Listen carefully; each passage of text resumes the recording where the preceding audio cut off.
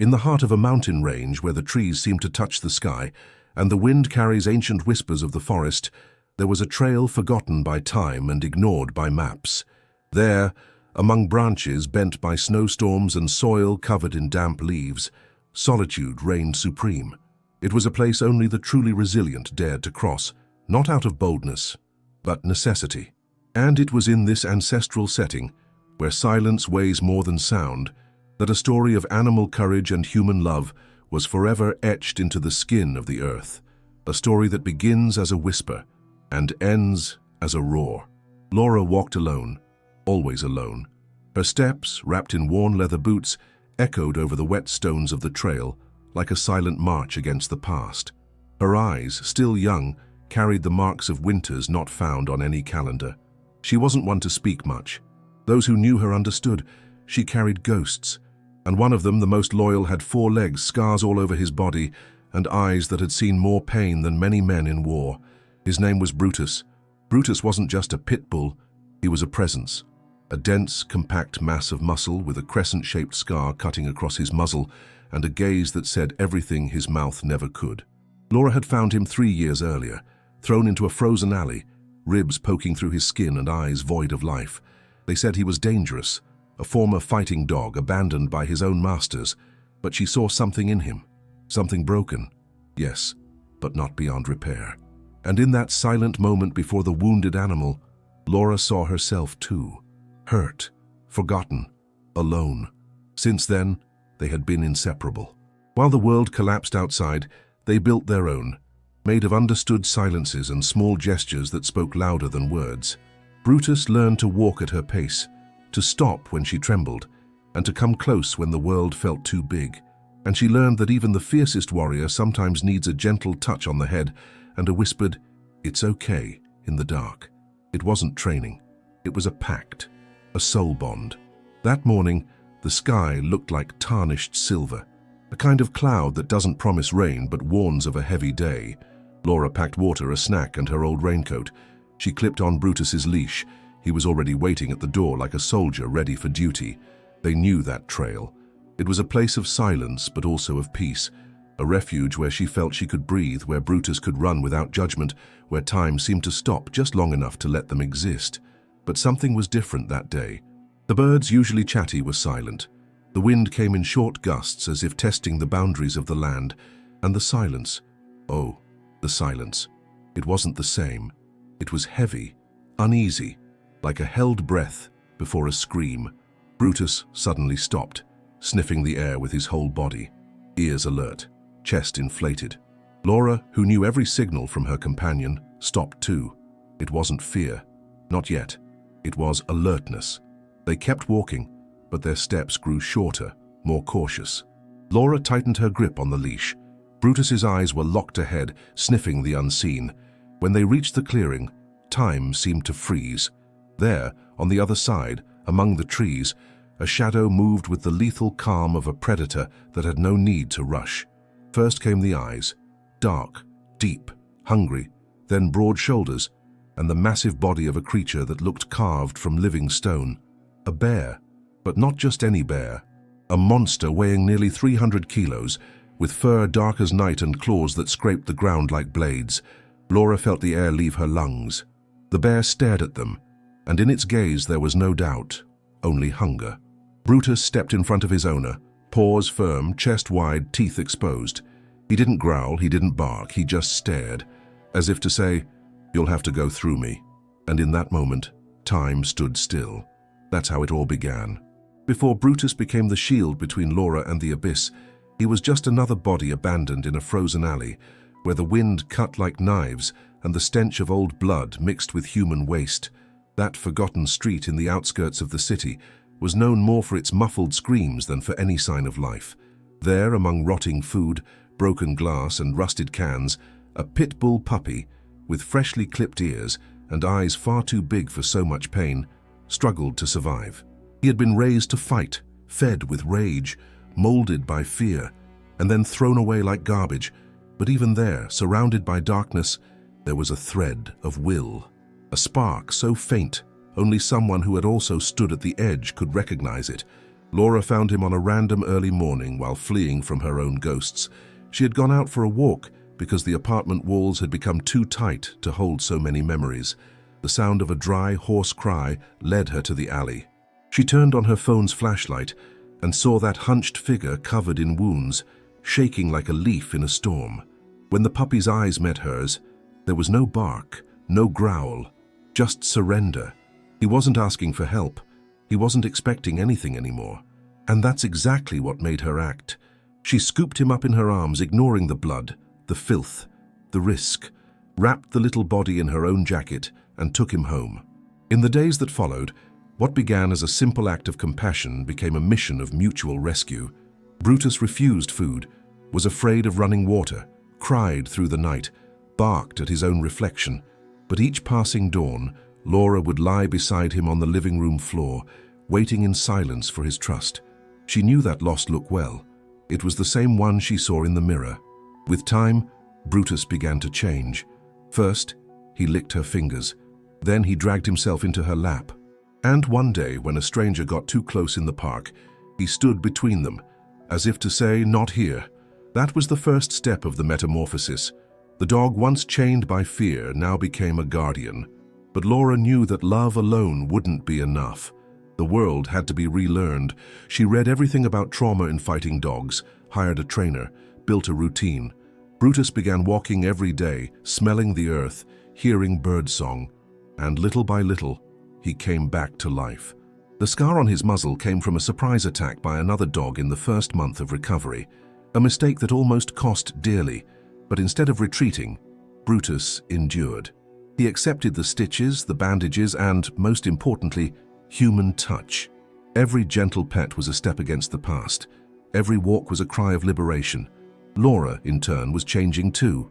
After losing her brother in a tragic accident and going through a divorce scarred by psychological abuse, she had closed herself off from the world. But with Brutus by her side, her home regained sound, the smell of slowly cooked meals, rugs dirty with paw prints, and eventually smiles. Small, quiet, but real. Their bond grew roots so deep there was no separating them. When Brutus got sick, Laura slept by his side. When Laura cried, Brutus rested his head on her lap and waited in silence. It was more than affection. It was an alliance between two beings who knew what abandonment felt like and chose together never to be lost again. That's why, when Laura took him on mountain hikes on Saturday mornings, it wasn't just exercise, it was ritual, a thank you to life for bringing them together. On that trail in particular, known by locals as the Path of the Old Winds, they would walk for hours. Brutus sniffed everything, protected, ran, returned. He seemed to understand every inch of that land. For Laura, it was where the world fell silent. For Brutus, it was where he could be what he was born to be, free. But that day, something pulsed differently beneath the leaves. Something ancient, raw, alive. And Brutus's instincts, sharpened by pain and polished by love, knew it long before Laura could sense a thing. The morning tasted of mist and smelled of damp earth. The kind of day when even the birds' songs seemed restrained, as if nature itself were breathing slower. Laura woke before the alarm, without knowing why. There was something in the air, a weight, a pause, but she ignored it. She dressed in comfortable clothes, rolled up her raincoat and tucked it into her backpack, grabbed Brutus's leash and stepped outside, just like every Saturday. The pit bull, excited, was already waiting by the door, tail wagging, eyes alert. It was as if he knew the mission started right there, that it was his duty to accompany, protect, guide. The trail called Path of the Old Winds began behind an abandoned sawmill, where tall grass concealed tire tracks and birds nested among the broken beams. Laura and Brutus crossed that stretch with steady steps, as they always did, but that day, the forest didn't welcome them the same way. There were no usual sounds of branches swaying in the breeze, no squirrels jumping between the trees. The world felt restrained. Laura moved silently, but Brutus didn't. The pit bull sniffed the ground with greater intensity, ears on full alert, swiveling in every direction. Every 50 meters he stopped, looked behind, then ahead, as if to make sure they were alone. Laura found the behavior strange, but she trusted his instinct. He had always been her invisible radar. The clearing where they usually rested appeared between the gnarled tree trunks. It was a circular space, ringed with moss-covered stones and offering a wide view of the mountain slope. Laura approached the largest rock, the one she always sat on to drink water and have a snack. But Brutus didn't follow. He stayed a few meters behind, body stiff, eyes locked on the bushes to the right. That's when she noticed it. Not a sound. There wasn't any, but the complete absence of it. Not a single bird, no snapping branches. Only her own heart beating inside her chest with a force that seemed to push against her ribs from the inside out. Brutus growled, low, controlled. His body leaned forward as if ready to pounce. Laura stood up slowly. The silence was so dense it seemed to cling to her ears. And then she saw it, a dark shape among the trees. At first she thought it was a shadow, maybe a trunk. But when the creature's eyes reflected the morning light like two damp embers, she knew. There was something there that didn't belong to the routine. The form revealed itself slowly. First, a long snout, then a broad, heavy back. Its black fur glistened with forest moisture, and its chest rose and fell in a slow, methodical rhythm. It was a bear, but not just any bear. It was massive, a monster of heavy muscles and paws that crushed underbrush under its weight without making a sound. A silent predator, and in that moment a hungry one. Laura froze. Her instinct screamed to run, but her legs didn't respond. The bear stared at them with an eerie calm, as if calculating time, space, distance. There was no fear in its eyes, only calculation. Predator, prey, territory. Brutus growled again, louder now. Laura looked at him and saw something she had never seen before. It wasn't rage, it was resolve. The pit bull stepped forward twice, positioning himself between her and the animal. His body firm, head low, teeth bared. He didn't bark, didn't move suddenly. He knew every second mattered, that any mistake could be fatal. The bear stepped forward, just once, but it was enough for Brutus to launch like a bolt of lightning. The world exploded in sound and movement. The bear's roar shattered the silence into 1,000 pieces, a deep, guttural sound, ancient. The impact of the bodies was like a stone hitting water, fast, violent, irreversible. Brutus sank his teeth into the beast's flank, which roared in pain and tried to shake him off with a swipe that sent leaves, blood, and dirt flying. Laura screamed, but the sound died in her throat. Her feet were glued to the ground, her eyes couldn't blink. The forest, a silent witness, watched. Brutus was thrown against a tree. His whole body hit the trunk, but he stood up the very next second. Blood streamed from his snout, but he didn't hesitate. He charged again. Quick, precise bites aimed at the weak spots his pain and instinct had taught him. The bear, now enraged, roared and spun, trying to crush him with its bulk. Laura wanted to run to him, to scream, to strike, but she couldn't move. It was as if she were outside of her own body, watching a slow-motion film where everything she loved was being devoured by time. The sound of the fight filled the forest. Claws slicing air, teeth tearing flesh, barks of fury, roars of pain. But there was more than fury. There was love. There was sacrifice. There was a dog who didn't think twice before placing himself between death and the woman who gave him a second chance. And there in that silent clearing, time stopped for the third time. The air was no longer the same. It smelled of blood and fear. But more than that, it smelled of resolve. Time, that old overseer of life, seemed to have stepped out of the room, leaving behind only the choice, fight or flee. Laura felt her heart pounding against her ribs like a war drum. The world around her spun slowly, as if every falling leaf, every drop of sweat sliding down her face lasted an eternity. Just meters away, the sound of Brutus's battle against the bear was more than noise. It was an ancient, brutal, pulsing call. And in the midst of the chaos, she realized no one was coming to save them. Nothing but instinct and love. The bear advanced in fury. Brutus, his body covered in blood, moved like a wounded gladiator. His legs trembled, but his eyes never left the target. Laura screamed his name, unsure if it was out of despair or an attempt to stop him from dying there. With a brutal swipe, the bear's paw hit Brutus's side, flinging him once again across the clearing. He slid over the dirt like a rag doll, hitting a gnarled fallen tree with full force. The world stopped. Laura ran. She ran like someone who no longer knows what she feels, like someone who no longer fears death because she's already dying inside. When she reached Brutus, She saw his eyes half closed, his chest rising and falling in a slow, uneven rhythm. Blood stained his mouth, his paws, the leaves beneath his body. And yet, even there, nearly drained of strength, he still tried to rise. Not to flee, not to survive, but to protect her. Still, that's when Laura turned. The bear was coming for her now, slowly, like a victor savoring the prey's terror. And in that moment, she understood what she had to do. For the first time since she'd lost herself, Laura stood her ground. She raised a thick branch, still damp with dew, and screamed. She screamed with everything she had, not a scream of despair, but of rage, of pain, of promise. She screamed like someone reborn. And she ran toward the bear. Yes, she ran. With the makeshift weapon in her hands, without logic, without a chance, without strength, but with faith and with love. The bear stopped, surprised. It was the opening Brutus needed. As if fueled by one final breath of life, the pit bull rose, staggering, bleeding, but with eyes ablaze. He didn't bark, didn't announce his return. He simply launched himself, for the third time, with everything he had and everything he no longer did. Laura ducked at the last second, and Brutus lunged at the bear's neck, sinking his teeth where he knew it hurt. The bear roared, frantic, tried to claw him off, twisted, rolled, but Brutus held on. Laura stepped back, in shock. It was like watching a fire consume everything and being powerless to stop it.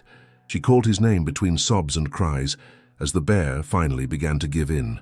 Wounded, humiliated, defeated.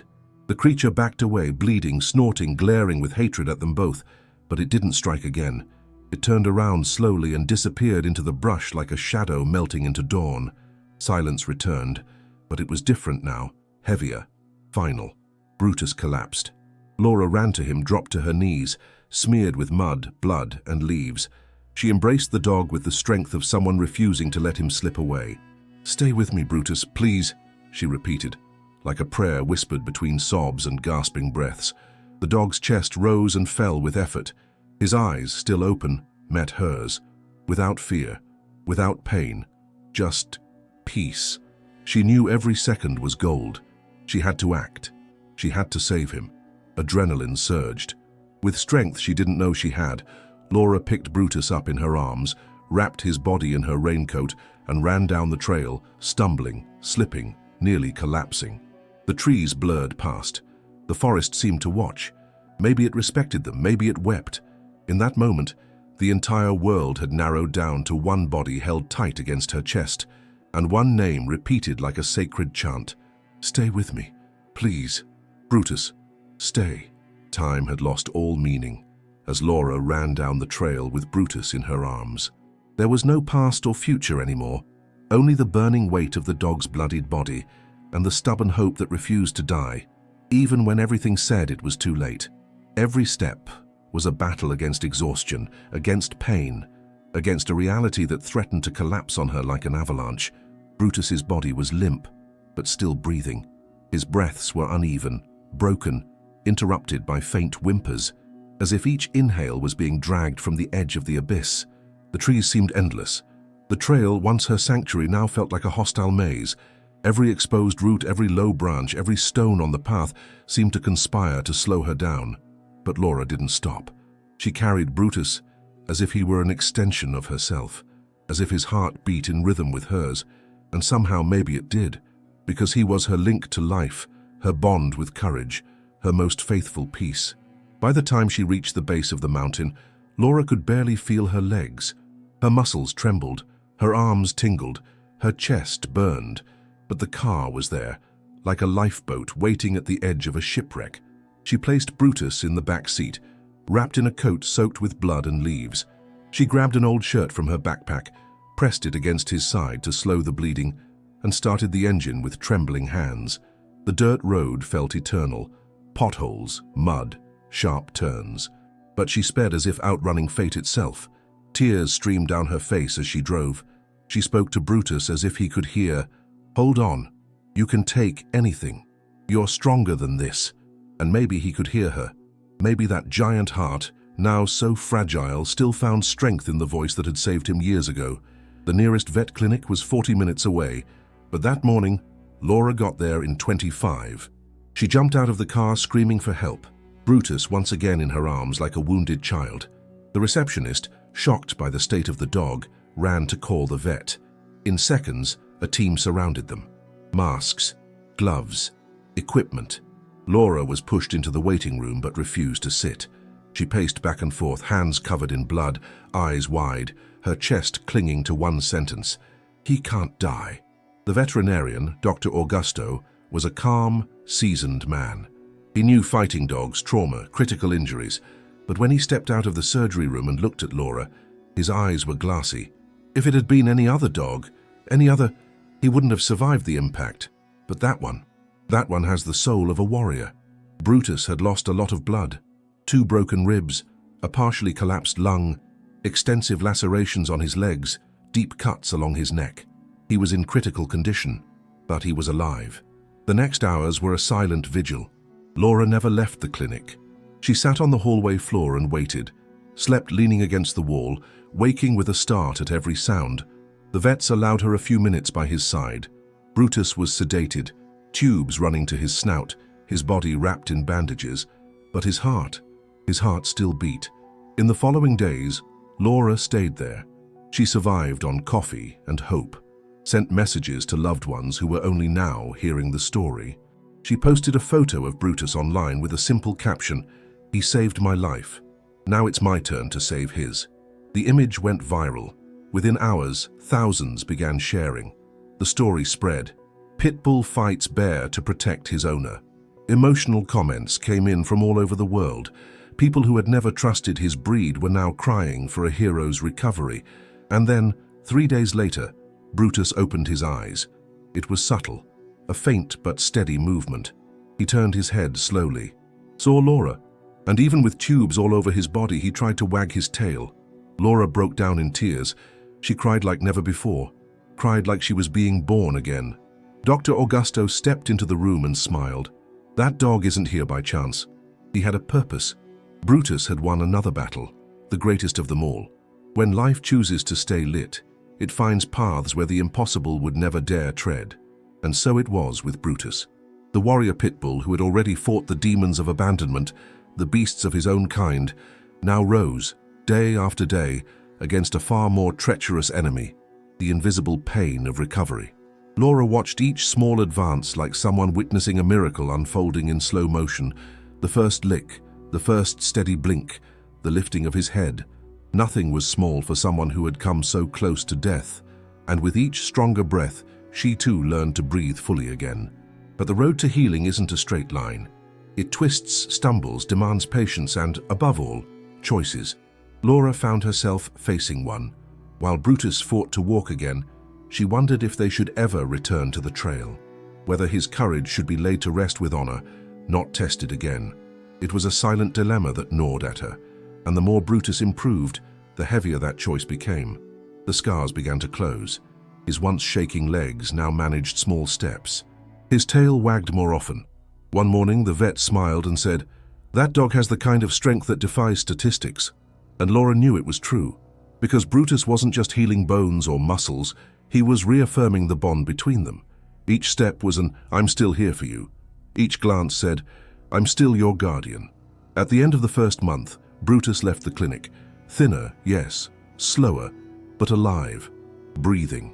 His eyes still sharp, always alert to any hint of danger around Laura. They returned home under the applause of neighbors who now knew their story. An elderly woman brought a blessed medal. A child handed them a folded note that read, "Brutus is a hero." The street that once passed them by now bowed in reverence, but the shadow of that day still lingered. Laura began having nightmares. She dreamed of roars, of blood, of leaves falling in slow motion. She'd wake in sweat, searching for Brutus in the dark, only to find him beside her, as always, half awake, still watchful. Sometimes it was she who trembled, and he who calmed her. It was as if the trauma had reversed their roles, and now she was the one in need of protection. One of those nights, eyes glassy with tears, Laura instinctively whispered, "Do you still want to go back there?" Brutus opened his eyes, slowly stood, and walked to the door. He paused, looked back, and wagged his tail, as if to say, "When you're ready, I already am." And Laura understood. That trail wasn't just a place, it was a symbol. It was where they had been born as a duo, where everything happened, but also where courage needed to bloom again. Running from the forest would be letting fear win. And Brutus, even wounded, never ran, so neither would she. In the following days, Laura prepared everything. It wouldn't be like before. They couldn't go alone. She contacted the local environmental authorities, reported the bear sighting, ensured the area was being monitored. She packed an emergency whistle, defense spray, a first aid kit. Everything planned down to the smallest detail, but above all, within her, there was something that can't be bought or taught, a new kind of courage, the kind that's born after surviving the unthinkable. The following Saturday, nearly 2 months after the attack, Laura and Brutus arrived at the trail's entrance. The sky was clear, the leaves danced in the wind, and the world seemed to have found its natural rhythm again. Brutus stopped at the first bend, sniffed the air, and walked forward with steady steps. No fear, no hesitation. They didn't need to prove anything to anyone. Returning to the trail wasn't a challenge, it was a ritual of reconnection. And Laura understood that Brutus's true heroism wasn't just in fighting the bear, but in everything that came after, in the quiet rising, in the look that said, "I'm still here," even when the body still bled inside. And there, among the trees, the memories and the silences, Laura realized it wasn't just the dog who had saved her life. It was also the unconditional love, the loyalty without demands, the silent pact made between two broken souls, and one that no monster had managed to destroy. Time in that forest seemed to have returned to its proper rhythm, but for those who face death, that rhythm is never quite the same again. Laura and Brutus walked slowly, as if each step were weighed by memories and cautious breaths. It was no longer the trail they had known. Same ground, same branches, same stones, but now everything carried scars, and among them something new had grown: reverence. There was no room for distraction or haste. The forest recognized them. The silence was no longer a threat. It was respect. Then, just meters from the clearing where it all happened, Laura stopped. Her heart beat like an anxious drum. Brutus, at her side, sniffed the wind intensely. His eyes weren't wide, they were focused. His body didn't tremble, it stood firm. She knew this was the moment to return to the place where the world had nearly collapsed, not as victims, but as survivors. When they stepped into the clearing, everything seemed smaller. The tree Brutus had been thrown against was still there, its bark marked. The ground, once soaked in blood, now blanketed in dry leaves. The rock where Laura always sat seemed smaller too, as if time had shrunk everything, or perhaps their courage had simply grown. Laura knelt, placed her open hands on the ground, closed her eyes. She felt, and in that silence, something inside her broke, or maybe it healed. She began to cry, but it wasn't pain. It was gratitude for still being there, for still having him, for everything he had endured. Brutus came close, rested his snout on her leg, and lay beside her with a heavy sigh, almost human. Then Laura pulled a small wooden box from her backpack. Inside was a medal crafted by an artist friend, a symbolic replica of a war decoration, engraved with the name Brutus, and just below the words, "The one who never ran." She tied the medal to Brutus's collar with trembling hands. Brutus, as if he understood, stood up proudly and walked to the center of the clearing. He stood there, tall, still, staring into the horizon, and then something extraordinary happened. A group of birds shattered the morning silence, flying low across the treetops as if announcing something sacred. A squirrel leapt between branches. The wind grew warmer, and the world breathed with them. Nature, once witness to horror, now bowed to a victory not measured in blood or strength, but in soul. Laura took out her phone and snapped a single photo. Brutus standing, gazing into the distance, sunlight shining on his scarred chest. A picture that needed no caption, but when she posted it, she wrote only, "Some heroes don't wear capes, they wear scars." The image went viral in under 2 hours. Local newspapers requested interviews. Animal welfare sites shared the story around the world. Brutus's story became a children's book, an adoption campaign, a school play. Kids wrote him letters. Veterinarians invoked his name as a symbol of recovery in critical cases. Even a statue was erected in the town square, bearing Laura's words, "The one who never ran.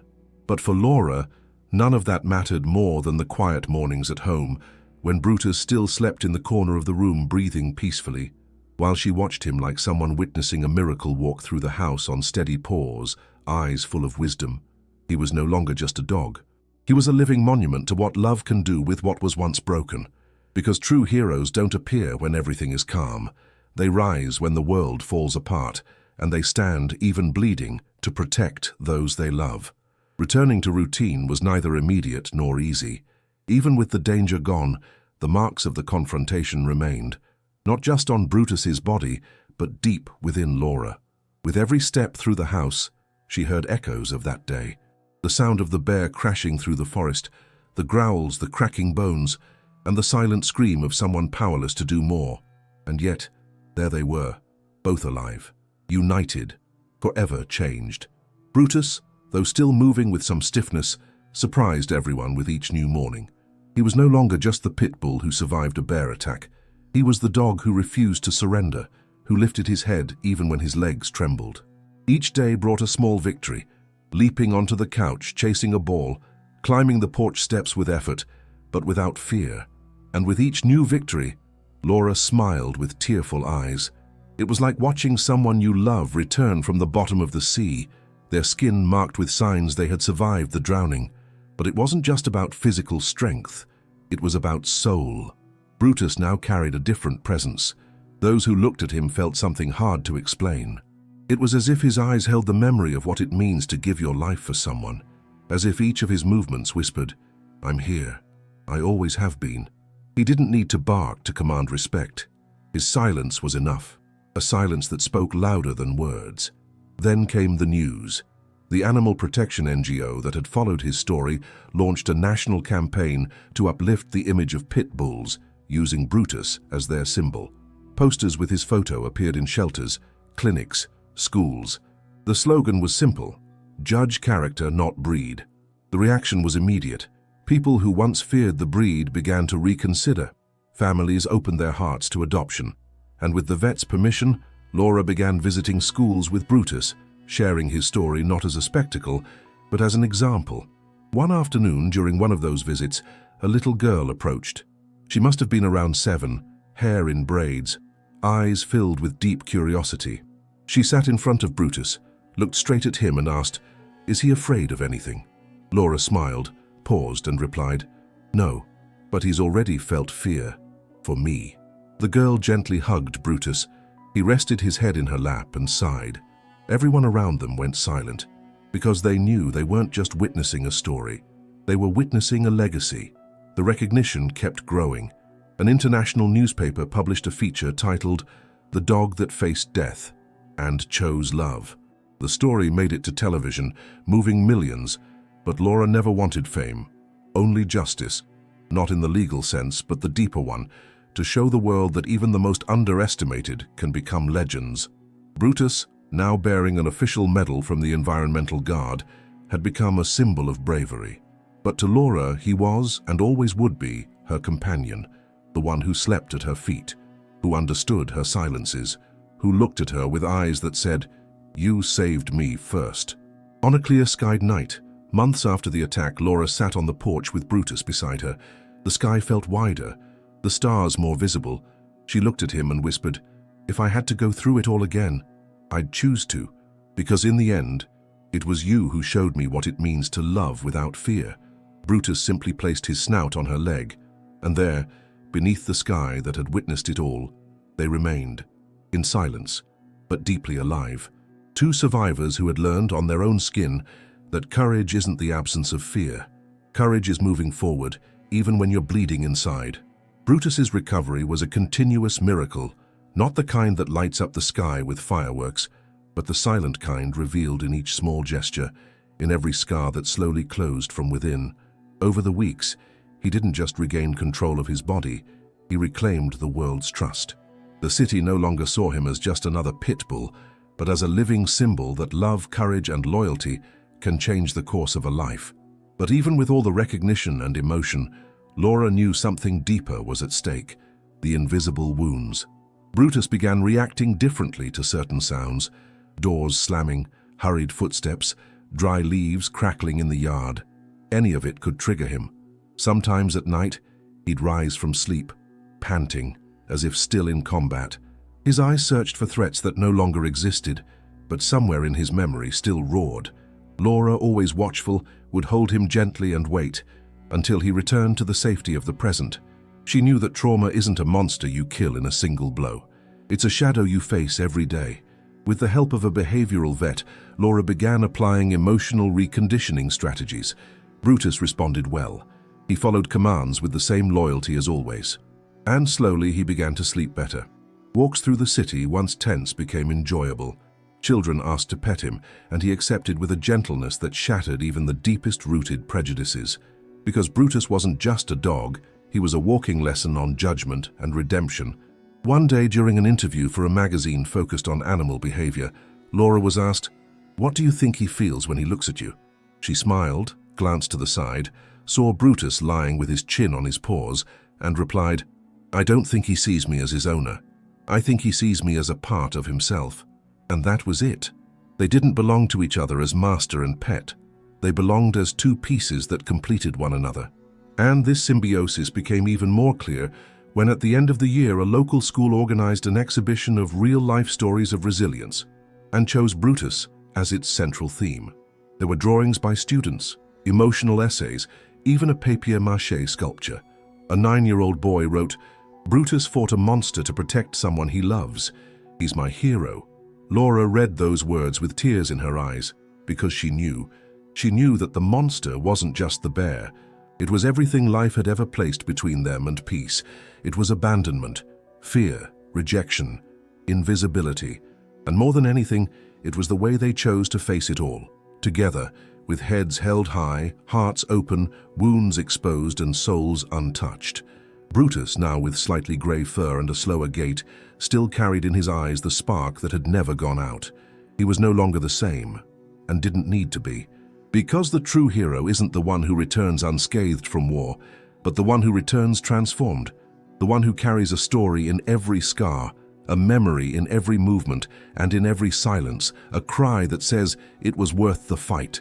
And that's how he became a symbol not only for animal lovers, but for everyone who has ever felt small in the face of the world and still chose to love, chose to resist. Because in the end, Brutus didn't just defeat a bear. He defeated oblivion. He defeated abandonment. And above all, he defeated the destiny others said he was born to have. Months had passed since the day Brutus sank his teeth into the skin of the impossible and stared death in the eye. But some stories don't end with time. They endure, not as memories but as living marks in the daily choices of those who survived. And so it was with Laura and her dog. Life moved on, yes, walks resumed, clinic visits became just routine. But something inside them, and around them, never returned to what it once was. Because when an animal throws itself between death and its human, something greater than instinct is revealed. Something ancestral, something sacred. In the city, Brutus was no longer just seen as a heroic dog. He was a living legend. His presence in parks, school events, and animal adoption posters became a symbol of silent courage. Children pointed at him in awe. Elderly folks greeted him like one would a veteran. Even those once afraid of pit bulls now reached out to pet him with reverence. Because Brutus rewrote a fate that had long been poorly told. He didn't just challenge a stigma, he tore it apart with teeth and courage. Laura, in turn, found a new way of existing. Once solitary and introspective, she had become a voice for the bond between trauma and love. She started giving talks, writing, recording videos with real rescue stories. She launched a social project called Those Who Don't Run, offering emotional support to people who had faced loss, trauma, and depression, always with rescued dogs as bridges for healing. It all began with Brutus, and everything still passed through him, but it wasn't on camera at events or in news stories that Brutus's greatness showed most clearly. It was in the silent nights, when he would go to the door, sit with watchful eyes, and stand guard, as if the bear might return. As if to say, I'm still here, even if you sleep, even if the world forgets. It was in how he approached those who cried, in the way he lay beside someone anxious, in the eloquent silence of those who've been to hell and come back. And it was on one of those nights, under a clear sky and a full moon, that Laura decided to take him back to the trail. One last time, not as a challenge, but as a tribute. They climbed slowly. His steps were shorter now, heavier, but never hesitant. When they reached the clearing, everything felt at peace. Nature surrounded them with a silence that no longer warned. It embraced. Laura sat on the large stone, Brutus beside her. The two of them watched the horizon for long minutes, without hurry, without words. Laura pulled from her pocket a small black ribbon, hand-stitched with the words, "Some heroes don't wear capes, they wear scars." She tied it to his collar. Brutus didn't move. He simply looked at her with those same familiar eyes, the ones that once said, "I will never leave you." And then, in a silent gesture, she lay down beside him. The starry sky became their ceiling, the forest floor, their altar, and there, lying side by side, they stayed until sunrise, because some stories don't end with applause. They end with silence, with eyes closed in peace, with the certainty that everything that needed to be done was done. Brutus saved his owner. He saved himself. He saved hundreds of lives with his story, but above all, he redeemed the image of a misunderstood breed. He showed that love and loyalty have no shape, no color, no pedigree. And in the end, he left behind a truth no one would ever forget. Some dogs live as legends, and some legends by chance were born dogs.